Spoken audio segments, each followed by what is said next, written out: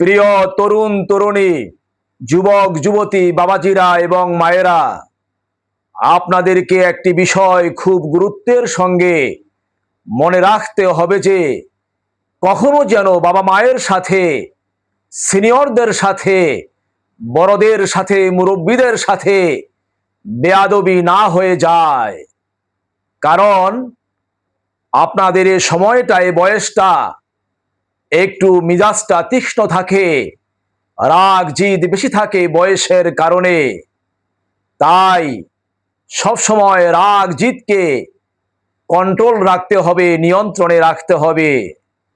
মনে রাখবেন, বেয়াদবের উপরে আল্লাহ পাকের রহমত থাকে না, বেয়াদব রহমত থেকে বঞ্চিত হয়ে যায়।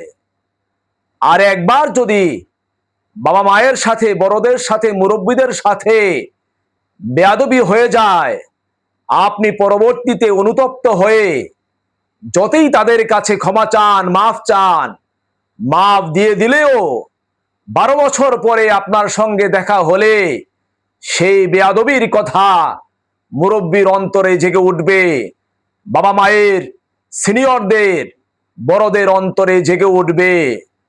আর সেই কষ্ট যাতনা আবার তাদের অন্তরে পীড়া দিবে। সুতরাং সবসময় মনে রাখতে হবে, কখনো যেন বেয়াদবি না হয়।